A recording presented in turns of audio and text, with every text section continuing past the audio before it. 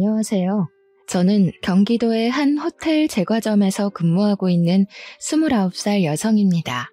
얼마 전에 연차를 내고 제가 어린 시절에 다녔던 초등학교를 가봤어요. 어릴 때는 학교 운동장이 정말 커 보였는데 어른이 돼서 다시 가보니 정말 작더라고요. 초등학교를 둘러보니 문득 이뤄지지 않은 첫사랑을 평생 가슴속에 품고 산다는 말이 생각났습니다. 이 말 살면서 한 번쯤은 들어보셨죠? 모두가 그랬듯 어렸을 때 제 첫사랑 또한 참 순수했어요. 손만 잡아도 두근거리고 붙어만 있어도 종일 기분이 좋았답니다. 그렇게 마음속에서 잊지 않고 품고만 살다가 성인이 되어서 다시 첫사랑을 만나게 되었어요. 그것도 참 우연히 말입니다. 그의 이름은 바로 김동규인데 제가 왜 이런 말로 사연을 시작하냐면 첫사랑은 마음속에 품고만 살았어야 했다는 걸 알려드리기 위해서예요.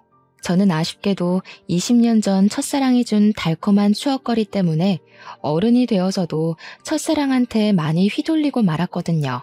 결혼은 현실이라는 말이 있듯 추억거리로는 절대 이뤄줄 수 없었던 제 결혼에 대해 여러분께 들려드리고자 합니다.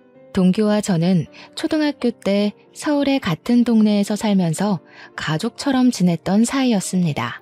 부모님들도 서로 알 정도로 친했고 학교 끝나면 저와 동규는 매일 온 골목길을 뛰어다니며 놀았어요. 그러다가 배고프면 우리 집이든 동규네 집이든 어디든 들어가서 밥을 먹고 또 놀곤 했습니다. 우리는 매일 싸웠지만 그래도 없으면 또 허전해지고 보고 싶은 그런 존재였답니다. 그때는 지금처럼 핸드폰이 있는 것도 아니었고 재미난 게임기가 있는 것도 아니었는데 그냥 동규와 시간을 함께 보낸다는 것 자체가 마냥 즐겁고 행복했던 것 같아요.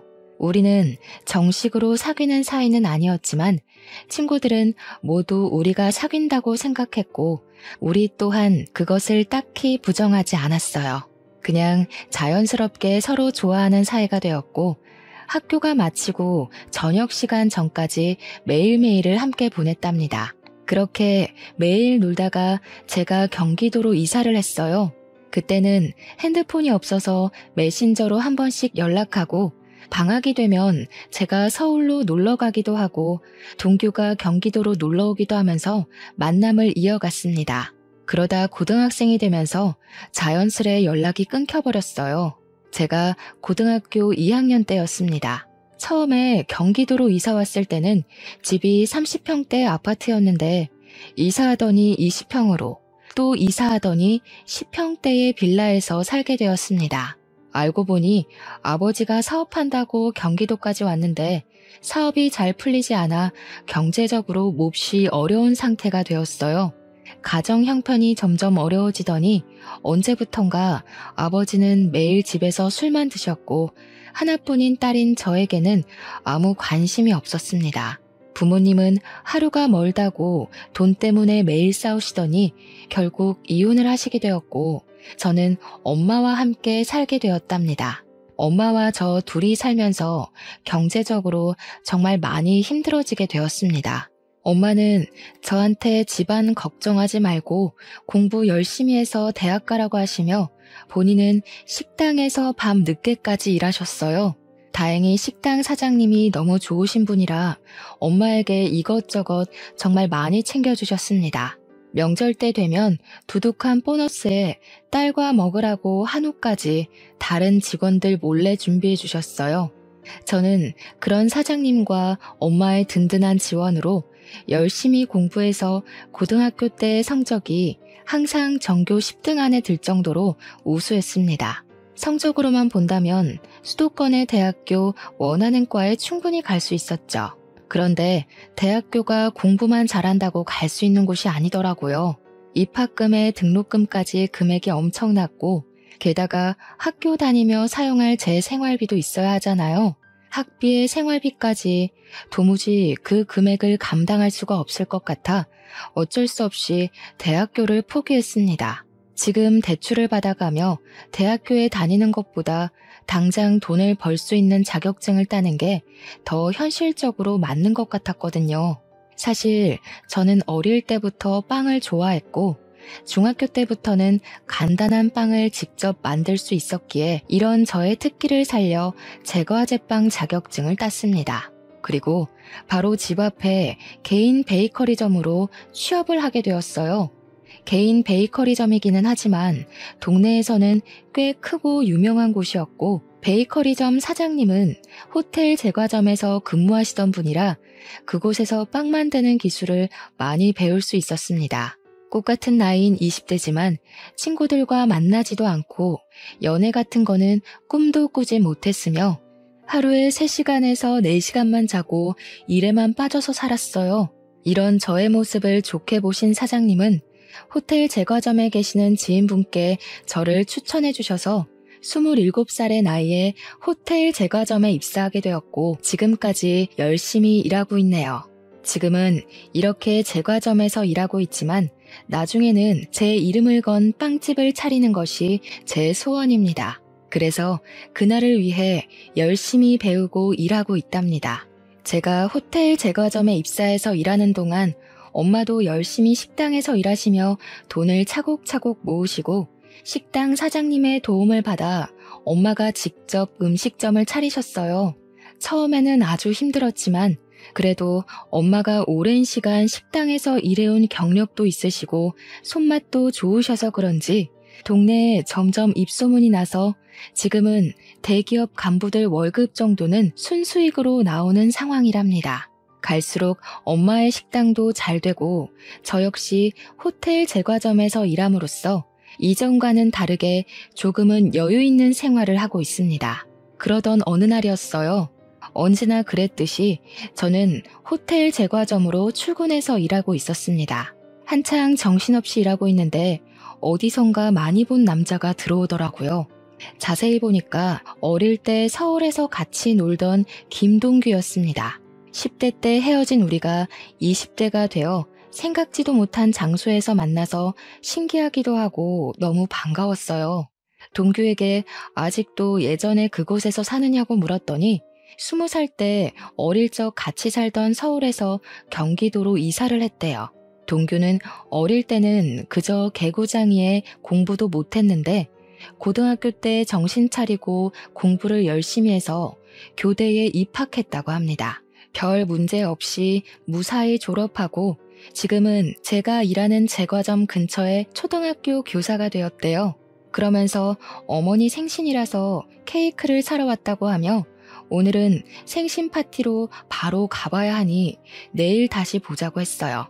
저는 동규의 말에 제 명함을 건네고 동규 역시 자신의 연락처를 제게 주었어요. 다음 날 일하고 있는데 동규한테 연락이 왔어요.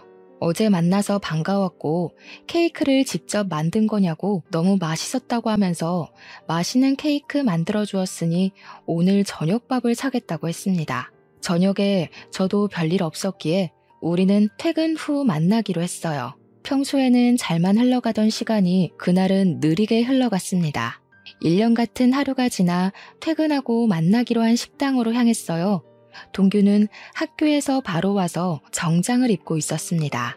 어릴 때 동규는 그저 개구쟁이였고 통통했는데 성인이 된 동규는 외모도 깔끔하고 키도 크고 참 멋져 보였어요. 반면에 저는 온종일 빵가루 묻히며 일해서 옷도 펑퍼짐하고 신발도 운동화 차림이라 뭔가 부끄럽더라고요. 지금 어디서 살고 있냐고 물어보니 동규는 우리 집에서 30분 거리에서 살고 있었습니다. 그날 우리는 간단히 맥주를 한잔하며 그동안 살아온 이야기를 했어요. 동규는 우리 부모님이 이혼했다는 소리를 듣고 놀라기도 하고 그동안 힘들었겠다며 위로를 해주었습니다. 아버지 없이 엄마와 둘이 사는 그 심정을 누구보다 잘 안다고 하며 동규 역시 엄마와 둘이서만 살고 있다고 했어요. 어쩌다가 그리 됐냐고 물으니 동규의 아버지는 동규가 20살 때 회사에서 일하시다가 사고로 갑자기 돌아가셨다고 합니다. 그래서 제가 너도 참 아버지 없이 힘들게 다녔겠다고 했더니 아버지의 빈자리가 크기는 컸지만 그래도 아버지께서 돌아가실 때 사망보험금을 받아서 그 돈으로 대학교까지 무사히 졸업할 수 있다고 했어요. 우리는 둘 다 아버지 없이 지내는 외로움이 커서인지 오랜만에 만났지만 대화가 정말 잘 통했고 자정이 된지도 모를 정도로 너무 재밌었습니다. 더 이야기하고 싶었지만 아쉽게도 다음날 출근을 해야 해서 어쩔 수 없이 헤어졌네요. 그 후로 저와 동규는 하루도 빠짐없이 연락을 주고받았고 일주일에 3번은 퇴근 후 만나 이런저런 이야기를 나눴습니다. 이야기를 나누다가 우리 둘 다 애인이 없고 아직 어린 시절에 풋풋했던 감정이 있음을 깨닫게 되었고 얼마 지나지 않아 우리는 연인이 되었어요. 연인이 된 그 주 주말 서로의 집에 가서 각자의 어머니께 인사를 드리게 되었습니다. 우리 집에서도 동규네 집에서도 어린 시절 코올리개들이 어느새 이렇게나 컸냐고 하며 너무 좋아하셨습니다. 그러면서 어릴 때 인연이 평생 가면 너무 좋을 것 같다며 두 분 다 우리의 만남을 축하해 주시고 응원해 주셨답니다. 어느덧 우리는 28살이 되었어요. 슬슬 주변에서 결혼한 친구들의 이야기가 들리고 우리도 결혼에 대해서 진지하게 고민을 하게 되었습니다. 우리는 어차피 서로의 어머니를 알고 있으니 바로 상견례를 하기로 하고 상견례 날짜와 장소를 잡았습니다. 약속한 상견례 날이 되었고 저와 엄마는 먼저 식당에 도착하고 이제 예비 남편이 된 동규와 동규 어머니는 10분 정도 후에 도착했어요. 어머, 이게 얼마만이에요? 잘 지내셨죠? 그런데 아버님은 어디 가시고 왜 혼자 오셨어요? 엄마, 사실은 희준의 부모님 고등학교 때 이혼하셔서 희준은 지금 엄마랑 살고 있어. 뭐? 이혼? 희준 네가 이혼했단 말이야? 아니 어쩌다가 너는 왜 그런 말을 미리 안 했어? 이혼 가정이면 조금 곤란한데? 성격 문제로 희주 아빠랑 어쩔 수 없이 갈라졌습니다. 그런데 이혼했어도 저는 우리 딸 부끄럽지 않게 키웠습니다. 지금 모아둔 돈도 있고요. 그러니 우리 집 가정 형편 말고 희주 자체만을 봐주세요. 맞아. 엄마도 어릴 때 희주 엄청 야무지다고 좋아했잖아. 그리고 솔직히 우리도 아버지 돌아가셔서 안 계시는데 그럼 똑같지 뭐. 안 그래? 얘는 아버지가 사고로 어쩔 수 없이 돌아가신 거랑 부모님이 싸워서 이혼한 거랑 같니? 그리고 어릴 때 야무지다고 해도 결혼 생활은 또 다르지. 참, 저번에 집에 왔을 때 물어본다는 거 깜빡했는데 너 대학교는 어디 나왔니? 저 사실은 대학교는 가지 못했어요. 대신에 20살부터 계속 제과업계에서 경력 쌓아서 지금 호텔에서 근무하고 있는 겁니다. 뭐야, 그럼 고졸이야? 우리 집은 나, 먼저 하늘에 간 우리 남편, 우리 아들까지 셋 다 대졸인데 말이야. 너랑 동규랑 결혼하면 우리 집에서 너만 고졸이네. 고졸의 이혼 가정이라. 일단 알겠다. 그리고 희주 어머니, 혹시 희주 결혼하면 어떻게 하실 작정이세요? 혼자 사시는 거죠? 어떻게 다 큰 아이들과 같이 살아요. 그리고 저는 식당 운영해야 해서 같이 있을 시간도 없습니다. 동규 어머니, 우리 희주 비록 이혼 가정에서 자라기는 했지만 아버지의 빈자리가 느껴지지 않게 최선을 다해 사랑을 듬뿍 주며 키웠습니다. 그러니 걱정하지 마시고 우리 아이들의 연이 오래되기도 했고 서로 좋아하니 희주 이쁘게 봐주세요. 예비 남편이 미리 저에 대해 말하지 않았는지 예비 시어머니는 제가 고졸의 이혼 가정에서 자랐다는 사실을 아예 몰랐습니다. 예비 시어머니는 상견례장에서 모든 사실을 알게 되자 매우 당황해하며 저를 대놓고 마음에 들지 않아 하셨어요. 그리고 이야기하다가 혼수와 신혼집 이야기가 나왔습니다. 신혼집은 예비 시댁에서 신혼집 혼수는 우리 집에서 장만하기로 하고 예단비 같은 것들은 서로 주지도 말고 받지도 말자고 했어요. 그리고 저와 예비 남편의 일정에 맞춰서 4개월 뒤에 결혼식을 올리기로 날짜를 잡았습니다. 그렇게 상견례는 끝이 났어요. 상견례 후 예비 남편은 친구들에게 우리가 결혼한다고 자랑을 하고 싶다고 했습니다. 예비 남편은 서울에서 고등학교까지 다녀서 꾸준히 초등학교 동창회 모임을 나갔고 여전히 초등학교 동창들과 아직도 연락하고 지냈습니다. 예비 남편은 다음 주 주말에 친구들과 만나기로 약속을 잡겠다고 하며 저한테도 같이 서울에 가자고 했어요. 저 역시 어린 시절 친구들이 보고 싶어서 알겠다고 했네요. 약속한 다음 주 주말. 설레는 마음으로 초등학교 친구들을 보러 갔어요. 중학교 이후로는 처음 보는 친구들이 저를 보며 너무 반가워해주고 저도 어린 시절의 그 모습 그대로 있는 친구들을 보니 신기하고 마냥 좋았습니다. 친구들은 우리가 결혼을 한다니 어릴 때 그렇게 손잡고 다니더니 결혼까지 하냐며 진심으로 축하해 주었어요.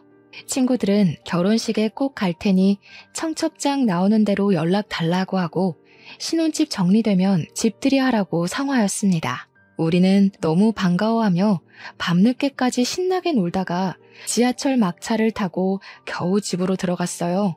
친구들에게 결혼 사실을 알린 후 우리는 본격적인 결혼 준비를 시작했습니다. 일단 결혼식장과 스드메를 알아보러 다녔어요.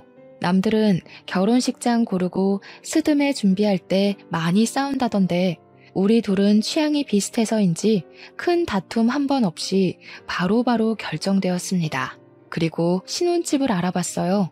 우리의 경제적인 형편과 회사와의 거리 등 모든 것을 생각해보니 우리가 살 수 있는 집이 두 채가 있었습니다. 금액은 둘 다 비슷했고 하나는 방 2칸에 우리 둘의 회사 가운데에 있는 집이고 다른 하나는 방 3칸에 남편 회사와 가까운 곳에 있는 집이었어요. 저는 방 2칸짜리 집을 원했습니다. 왜냐하면 그 집이 제 회사와의 거리가 차로 15분 거리이기도 했고 햇빛도 잘 들고 뭔가 집 분위기가 참 좋아 보였어요. 하지만 3칸짜리 집으로 가면 회사와의 거리가 40분으로 늘어나고 무엇보다 햇빛이 잘 들지 않는 것 같았습니다. 그래서 저는 2칸짜리 집을 원했는데 예비 남편은 남편 회사와 집이 가까운 3칸짜리 집을 원했어요. 거리도 거리였지만 남편 주변에 결혼한 형들이 아이 생기고 나서 아이 방 만든다고 이사 다니면 힘드니까 신혼집은 되도록 큰 곳으로 구하라고 했대요. 게다가 방 3칸짜리 집은 전에 살던 집주인이 해외로 이민 가면서 냉장고, 세탁기, 장롱, 에어컨 등 어지간한 것들을 다 두고 가는 상황에다가 집주인 성격이 깔끔해서인지 가구들 상태도 최상급이었습니다. 거의 풀옵션인 상황이라 따로 살 것은 침대밖에 없었어요. 예비 남편은 보기 드문 풀옵션에 우리도 결혼하고 아이가 생길 텐데 그때를 생각해서 아예 방이 3개 있는 집을 신혼집으로 하자고 했습니다. 저는 처음에는 반대했지만 남편의 말을 들어보니 틀린 말은 아닌 것 같아서 남편의 말에 수긍하기로 했어요. 회사와 집의 거리가 멀다는 것이 문제이기는 했지만 저는 출퇴근 시간이 규칙적이지 않아서 아예 새벽 아니면 오후에 출근을 하는 반면 예비 남편은 차가 많이 다니는 시간에 출퇴근하니 차라리 남편의 회사가 가까운 곳으로 가는 것이 더 낫겠다는 생각이 들었어요. 그래서 방 3칸 집을 우리의 신혼집으로 결정했습니다. 저와 예비 남편은 예비 시댁에 가서 방 3칸짜리 집으로 정했다고 말씀드렸어요. 예비 시어머니는 위치며 집 크기 그리고 풀옵션인 것까지 너무 좋다고 하셨습니다. 집 크기도 그러고 위치도 우리 집이랑 가까워서 좋기는 한데 그럼 침대만 새로 들이면 되는 거 아니야? 요새 결혼은 반반 결혼이 대세라던데. 그러면 어차피 침대 얼마 하지도 않으니 집 살 때 반반 부담하자. 어때? 반반이요? 원래 집은 해주신다고 하시지 않았나요? 그렇긴 한데 그때는 네가 혼수를 다 장만했을 때고 지금은 혼수 장만 다 안 해도 되는 상황이잖아. 그리고 희주 너도 결혼할 때 뭐라도 해와야지 나중에 말이 없잖아. 안 그래? 그니까 그냥 반반씩 부담해서 집 계약하자. 예비 시어머니는 집을 해주시기로 했는데 갑자기 집값을 반반 부담하자고 하셨습니다. 저는 저 혼자 결정할 문제는 아닌 것 같아서 저희 엄마와 의논해보고 알려드리겠다고 했어요.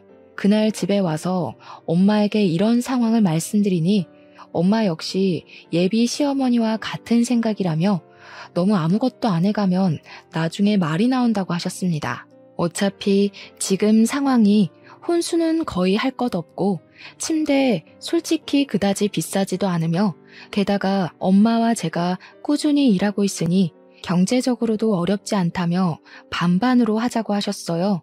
저 역시 어차피 결혼하면 부부는 경제 공동체로 같이 생활하는 것이기에 반반으로 부담하는 것이 바르다고 생각되어 예비 시어머니의 말에 따르기로 했습니다. 그래서 저와 예비 남편이 함께 그 집을 마련했어요. 당연히 명의도 공동 명의로 했답니다. 신혼집을 구했으니 이제 침대를 알아보러 다녔어요. 내 주변에 결혼한 언니들의 이야기를 들어보면 신혼 때 아예 훗날 태어날 아기까지 생각해서 큰 침대를 사는 게 좋다고 들었습니다. 저와 예비 남편은 둘 다 아기들을 좋아해서 결혼하면 바로 아기를 가질 생각이었기 때문에 패밀리 침대를 사기로 하고 바로 계약했습니다. 그런데 예비 남편이 그 옆에 있던 1인용 침대도 사자는 것입니다. 싱글 침대는 왜 사냐고 했더니 부부 침실로 사용할 큰 방을 빼면 방이 2개가 남는데 이 방 중 하나를 게스트룸처럼 사용해서 어머니들이 오시면 그 방에서 주무시게 하자는 거예요. 사실 아기 생기기 전까지 방 하나는 남편 취미방으로 사용하고 다른 방 하나는 제 서재로 사용하려고 했는데 뭐 이렇게 하는 것도 나쁘지 않겠다 싶어 싱글 침대도 계약하고 작은 장롱까지 계약했습니다. 이렇게 가구까지 다 샀고 결혼식 전에 가구만 집에 들이면 되었어요. 이어서 웨딩 촬영도 하고 청첩장도 만들었습니다. 저와 예비 남편은 지인들에게 청첩장을 돌리며 행복하게 살 날만 손꼽아 기다리고 있었어요. 그러던 어느 날 일하고 있는데 예비 시어머니한테 전화가 왔습니다. 지금 제가 일하는 곳 근처에 볼 일이 있어서 왔는데 잠깐 나올 수 있냐는 거예요. 마침 한가한 시간이라 잠깐 시간이 될 것 같아 30분 정도는 여유 있으니 가겠다고 했습니다. 예비 시어머니는 호텔 안에 카페에 있을 테니 그곳으로 오라고 하셨어요. 점장님께 말씀드리고 카페에 가보니 예비 시어머니가 앉아있고 저를 보더니 반가워하셨습니다. 지나가는 길에 잠깐 얼굴 보고 싶어서 들렀다며 결혼 준비하느라 바쁠 텐데 신경을 많이 못 써줘서 미안하다고 하셨어요. 그래도 둘이 참 기특하네. 이렇게 알아서 준비를 척척하고 말이야. 사실 오늘 내가 부탁이 하나 있어서 잠깐 보자고 했어. 내가 피부가 좀 예민해서 실크 이불 아니면 잠을 못 자. 그리고 허리도 좋지 않아서 침대 매트리스도 저렴한 거 쓰면 못 잔단다. 그 점 염두에 두고 침대 주문하라고 부른 거야. 네? 갑자기 그건 무슨 소리예요? 어머니, 이불이랑 침대도 사야 하는 거였어요? 얘는 너희 신혼집에서 나랑 같이 살기로 했잖아. 그래서 작은 방에 내 침대랑 장롱 드린다며. 그 방이 내 방이라고 해서 나 너희 결혼 날짜에 맞춰서 집도 내놨어. 저 그런 얘기 한 적도 없고 동규한테 들은 적도 없는데요? 잘못 알고 계신 거 아니에요? 상견례 끝나고 같이 살기로 말 다 됐다고 하던데 동규가 아직 말하지 않았나 보네. 그리고 너 남편 될 사람한테 동규가 뭐니 동규가. 결혼하면 남편은 서방님이라고 쓰는 거야. 되도록 존칭도 쓰고 알겠니? 아무튼 너희 둘 다 계속 일하느라 바쁘기도 했고 특히 너는 고졸의 부모님도 이혼하셔서 집안 살림이나 집안 어른에 대한 예절을 뭐 제대로 배우기라도 했겠니? 그래서 내가 너랑 같이 살면서 너한테 살림도 가르쳐주고 음식도 가르쳐주고 할 거다. 알겠니? 저는 여기서 일하고 있는데 제가 어떻게 살림을 해요. 게다가 요새는 굳이 직접 살림하지 않아도 청소는 로봇 청소기가 하고 믿을 만한 반찬 가게도 많이 있어요. 음식도 거기서 사 먹으면 훨씬 더 저렴하고 좋아요. 이거 아주 무식한 소리라네. 이래서 여자들도 다 대학을 나와야 하고 자란 환경을 다 봐야 한다니까. 이렇게 나이 먹은 나도 대학교를 나왔는데 너는 대학교도 안 나오고 도대체 뭐 했니? 아유, 답답해. 예, 대학교가 공부만 하는 곳이 아니야. 사회생활도 배우고 인성도 배우고 하는 곳이란다. 알겠니? 그리고 고졸 출신인 네가 대졸 출신인 시어머니와 교사인 남편 어디 가서 구할 수나 있겠니? 고졸 출신들은 대졸 출신을 무조건 따라야 해. 그니까 잔말 말고 내가 하자는 대로 해. 결혼하면 즉시 여기 관두고 딱 집에 붙어서 살림만 해. 알겠지? 죄송하지만 저도 여기서 일하면서 얻는 성취감도 있고 제 꿈도 있습니다. 그래서 전 이 일 절대 포기 못해요. 그리고 지금 일하러 들어가 봐야 할 것 같아요. 이 얘기는 못 들은 걸로 하겠습니다. 뭘 못 들은 거로 해? 오늘은 일찍 퇴근하는 날이지? 퇴근하고 동규랑 우리 집으로 와라. 내가 동규한테 말해놓으마. 알겠니?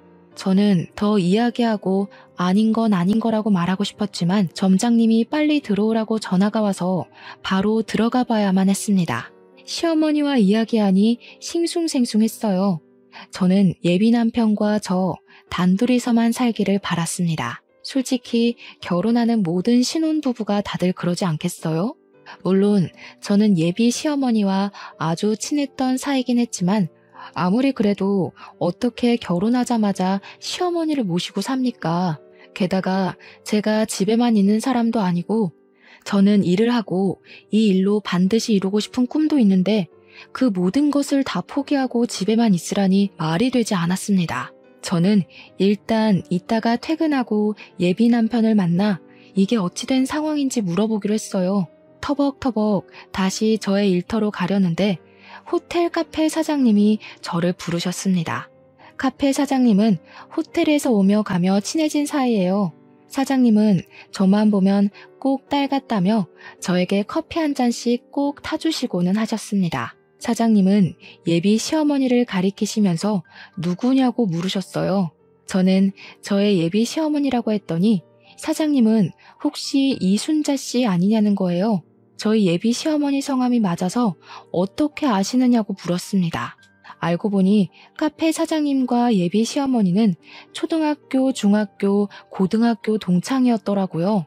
그러면서 어릴 때는 그렇게 찢어지게 가난하더니 커서 성공했나 보다고 하며 예비 시어머니의 과거를 이야기해 주셨는데 저는 정말 뒤통수 한 대 맞은 기분이었습니다. 예비 시어머니는 어릴 때 찢어지게 가난했고 예비 시어머니의 부모님은 시장 구석에서 선짓국밥을 하셨다고 합니다. 그런데 예비 시어머니 아버지가 알코올 중독자에 도박하셔서 어머니가 국밥집으로 돈을 벌면 아버지가 그 돈을 다 밖에서 쓰고 왔다고 해요. 만약 어머니가 아버지한테 돈을 주시지 않으면 아버지는 시장에서 소리 지르고 다 뒤집어 엎고 난리가 났다고 합니다. 그래서 경찰서 유치장에 여러 번 왔다 갔다 하셨고 그게 몇 년째 반복되다가 너무 힘들어서 결국 이혼을 하셨대요. 그 후로도 찢어지게 가난했고 어머니는 고등학교 중퇴 후 잠적을 했다는 거예요. 분명히 저한테는 방금 어머니가 대학교에 나오셨다고 하셨는데 사장님은 고등학교를 중퇴하셨다고 하니 이게 무슨 소리인가 싶었습니다. 카페 사장님께 그럼 어머니가 대학교는 다니셨냐고 했더니 고등학교 졸업도 못했는데 대학교에 어떻게 가냐고 하셨어요. 아마 돈이 없어서 대학교 구경도 못했을 거라고 했네요. 그렇게 힘들게 살던 사람이 여기 호텔 카페도 다오고 정말 성공했나 보다고 했습니다. 카페 사장님의 말씀을 정리해보면 예비 시어머니는 저처럼 이혼 가정에 찢어지게 가난하게 자라서 대학교 입학조차 하지 않았던 것입니다. 그러면서 저한테는 이혼 가정에서 자랐고 제가 고졸 출신이라고 그렇게 무시를 했던 거였어요. 저는 카페 사장님의 말씀을 듣고 동규와의 결혼을 진지하게 다시 고민해봐야겠다는 생각이 들었습니다. 저와 아무 상의 없이 시어머니가 우리 신혼집에 사신다는 것도 황당한데 시어머니는 본인이 이혼 가정의 고졸 출신이면서 저를 그렇게 무시하신 것이잖아요. 어릴 때부터 봐서 저를 딸처럼 잘 대해주실 것이라 믿었는데 어머니에 대한 배신감과 충격이 꽤 컸습니다. 이날은 정말 무슨 정신으로 일했는지 모르겠네요. 넋이 나가서 일한 후 퇴근 시간이 되어 예비 남편이 호텔 앞으로 왔어요. 저는 예비 남편의 차를 타고 예비 시댁으로 향했습니다. 예비 남편의 차에서 어머니께서 우리와 같이 사는 것으로 알고 계시던데 어찌 된 거냐고 물었어요. 내가 저번에 말하지 않았나? 그때 싱글 침대 둔다고 했던 작은 방 있잖아. 그 방 우리 엄마 방이야. 엄마랑 같이 살면 좋지 뭐. 솔직히 너도 일하고 나도 일해서 집안 청소해줄 사람도 없는데 엄마가 집안일도 좀 봐주고 그러다 아기 생기면 아이도 좀 봐주시고 하면 좋지. 안 그래? 다른 문제도 아니고 어머니와 같이 사는 문제를 왜 나한테 의논 하나 없이 그렇게 막무가내로 진행해? 그게 너랑 의논까지 할 문제야? 어차피 너도 우리 엄마 불편하게 생각하지 않잖아. 그리고 너랑 우리 엄마 사이가 보통의 고부 사이야? 우리 초등학교 때 생각 안 나? 너 뛰어놀다가 흙 묻고 넘어져서 오면 너 씻겨주기까지 했는데 같이 사는 게 뭔 문제야? 그냥 엄마처럼 생각해. 그리고 나 결혼하면 엄마 이제 혼자 사시는데 어떻게 따로 살아? 내가 유일한 아들인데. 그럼 우리 엄마도 같이 살아. 우리 엄마도 이혼하시고 혼자잖아. 나도 엄마의 유일한 딸이니까 그래도 되는 거지? 방 3개니까 한 개는 우리 쓰고 작은 방 2개 중에 하나는 우리 엄마, 다른 하나는 너희 엄마 쓰시게 하면 되겠네. 뭐? 어떻게 사돈이 같이 한 지붕에서 사냐? 듣기만 해도 세상 불편하네. 너네 엄마는 우리 집에서 살아도 되고 우리 엄마는 우리 집에서 살면 안 되냐? 게다가 이 집이 너 혼자 마련했어? 나도 절반은 마련했어. 그리고 집에 들어간 침대, 장롱은 다 내가 산 거 알지? 이 집에 대한 지분 나도 적어도 절반은 있어. 그니까 너네 엄마 모시고 살려면 우리 엄마도 모시고 살아. 저와 예비 남편은 예비 시댁으로 가는 길 내내 싸웠습니다. 그렇게 서먹해진 채로 예비 시댁에 들어갔어요. 예비 시어머니는 소파에서 팔짱을 딱 꼬고 화가 잔뜩 난 채로 앉아 계셨습니다. 그리고 예비 시어머니 앞에는 종이 한 장이 놓여 있었어요. 종이에는 제가 결혼하면 같이 살면서 해야 할 일이 적혀 있었습니다. 예비 시어머니는 제가 오자마자 저한테 종이를 던지셨어요. 내용을 보니 예비 남편 집의 제삿날 친척들의 생신이 쭉 적혀 있더라고요. 봤니? 네가 이혼 가정의 고졸 출신이라 아무것도 모를 것 같아서 얘기하는데 자고로 여자가 시집 가면 시댁의 행사는 목숨보다 귀히 챙기는 거다. 알겠니? 그리고 조금 있으면 명절이지? 명절날에는 친정에 갈 생각 추호도 하지 말아라. 출가 외인이라고 들어봤지? 고졸 출신이라 모르나? 시집간 딸은 남이라는 뜻이야. 이제 친정은 못 가. 그리고 만약에 내가 아프면 나 요양원에 보낼 생각하지 말고 평생 네가 날 돌봐야 한다. 그게 며느리고 여자야. 알겠니? 글쎄요, 이건 아닌 것 같은데요.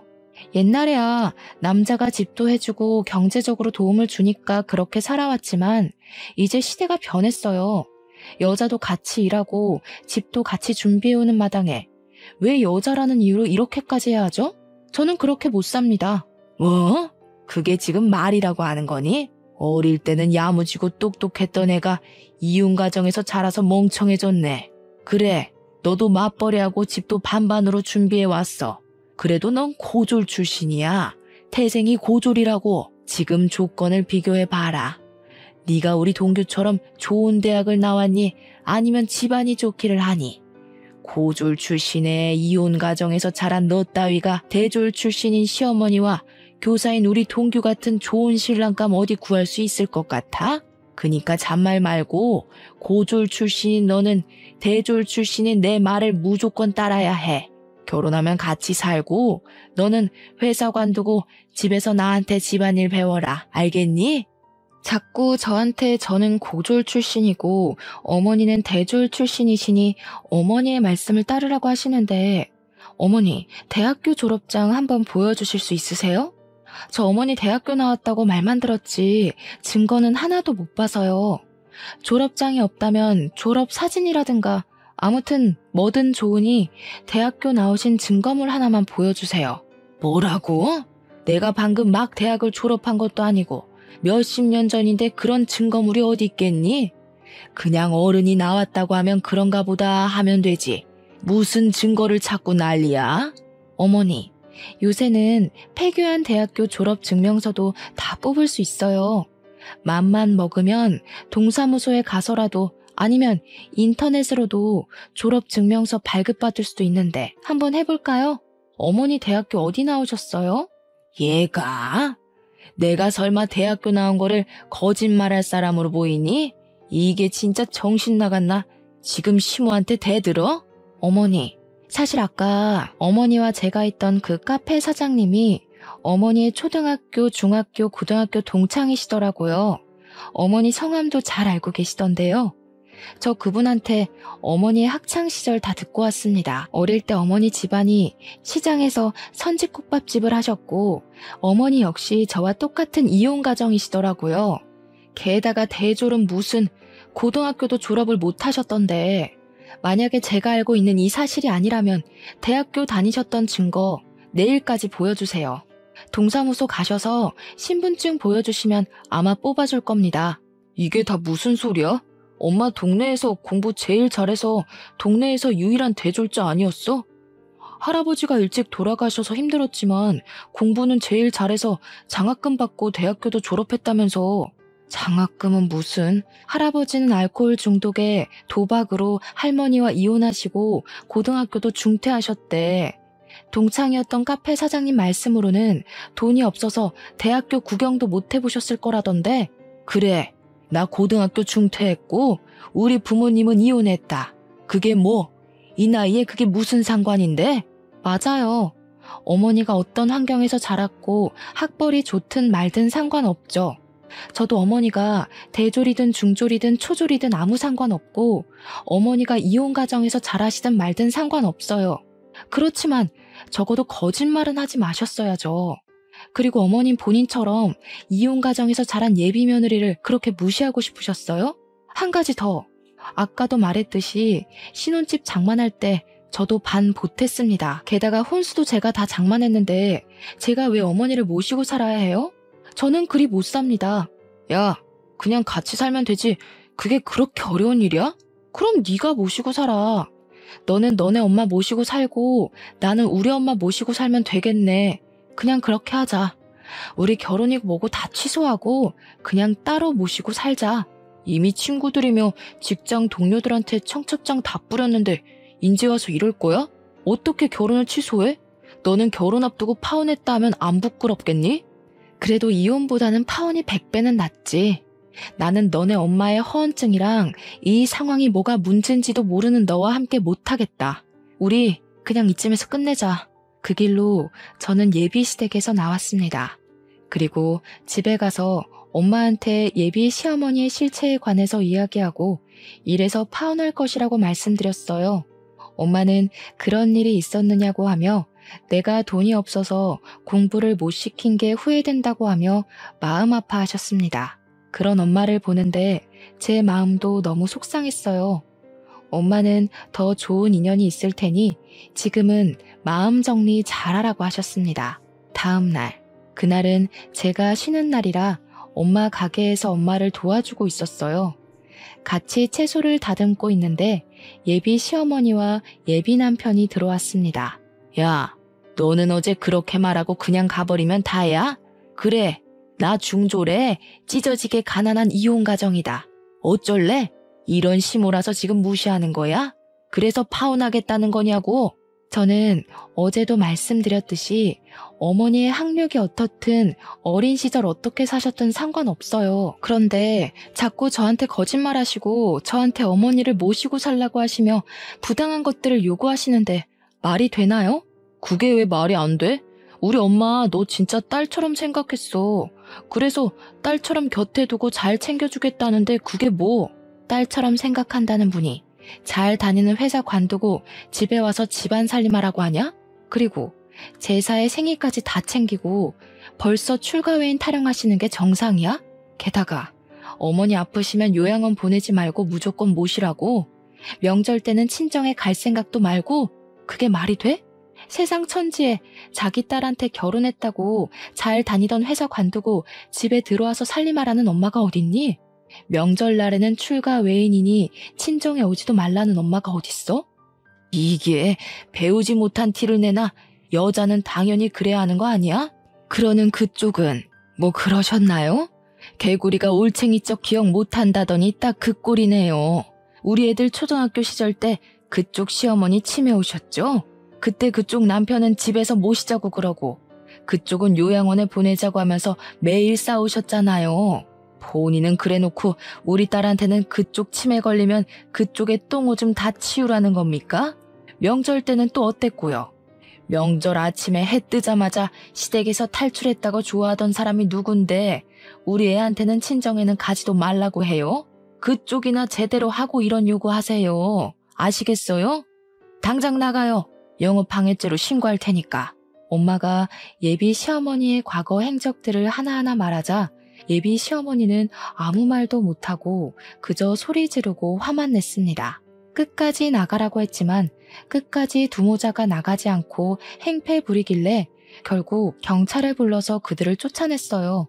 이렇게 저는 파혼하고 지금은 엄마와 저 둘이서 다시 예전처럼 오붓하게 살고 있답니다. 예식장과 신혼집, 가구 등을 다 취소하면서 위약금을 많이 물기는 했지만 인생 공부했다 생각하고 있어요.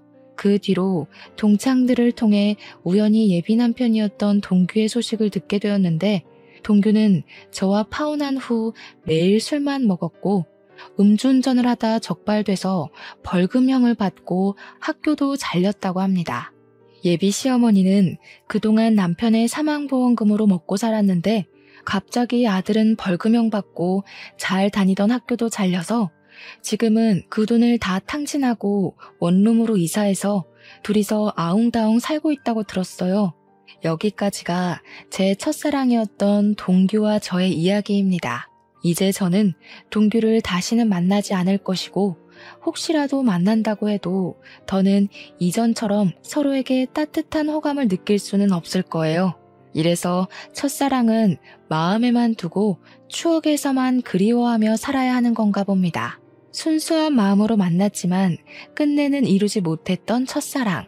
오늘 이 사연과 함께 보내버리고 당분간은 저의 꿈을 위해 열심히 달리려고요. 그러다 보면 제게도 언젠간 좋은 날이 오겠죠? 그날을 향해 오늘도 힘내겠습니다. 저의 긴 사연을 들어주셔서 감사합니다.